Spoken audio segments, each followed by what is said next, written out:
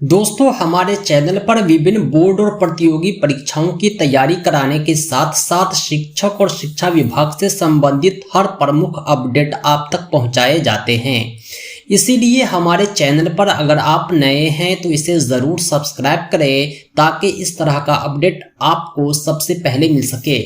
आज जो हम अपडेट लेकर के आए हैं ये काफ़ी इम्पोर्टेंट अपडेट है, लेकिन दुख की बात यह है कि यह एक बैड अपडेट है। लेकिन शिक्षा विभाग का यह अपडेट आपको जानना काफ़ी ज़रूरी है। एक बुरी खबर है, किनके लिए है, सारी बातें हम इस वीडियो में जारी करेंगे। अभी आप स्क्रीन पर देख पा रहे होंगे, शिक्षा विभाग बिहार सरकार द्वारा प्राथमिक शिक्षा निदेशालय से यह पत्र जारी हुआ है। प्राथमिक शिक्षा के जो निदेशक हैं मिथिलेश मिश्र, इन्होंने सभी जिला शिक्षा पदाधिकारी के नाम यह पत्र जारी किया है। इनमें इन्होंने कहा है कि वर्ग 1 से 5 में कार्यरत बीएड योग्यताधारी शिक्षकों का प्रतिवेदन उपलब्ध कराया जाए। दोस्तों, आपको बतला दूं कि कुछ दिन पहले बीएड अभ्यर्थियों का यह मामला पटना हाईकोर्ट में था और कोर्ट ने फैसला भी सुनाया था। इसमें लिखा हुआ यह है कि उपरोक्त विषय के संबंध में कहना यह है कि CWJC 5053/2021 ये केस का नंबर है।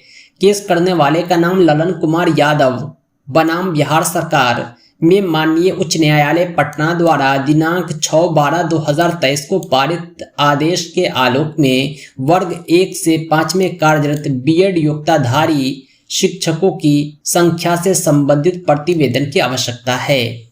इस फैसले में हाई कोर्ट ने क्या कहा था यह जानकारी आपको ऑलरेडी होगी। अगर नहीं है तो मैं आपको ये बतला दूं कि सन 2018 से पहले कक्षा 1 से 5 में बीएड शिक्षकों की बहाली नहीं होती थी।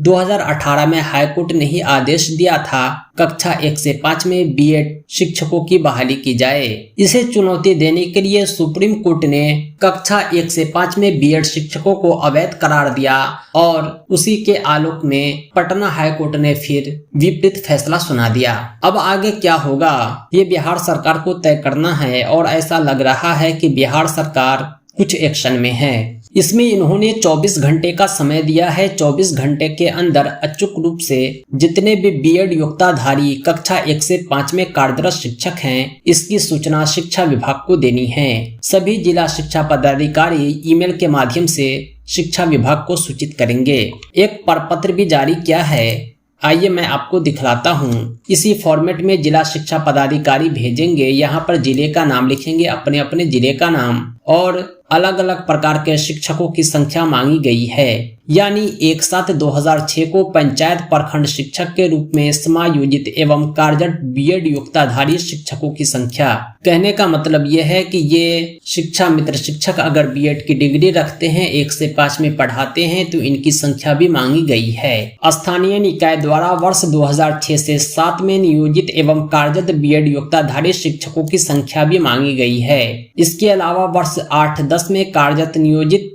एवं कार्यरत बीएड योग्यताधारी शिक्षकों की संख्या भी मांगी गई है। 2012 से 15 में जो बहाल हुए हैं बीएड योग्यताधारी उनकी भी संख्या मांगी गई है। स्थानीय निकाय द्वारा 19 से 22 में जो नियोजित एवं कार्यरत बीएड योग्यताधारी शिक्षक हैं उनकी भी संख्या मांगी गई है।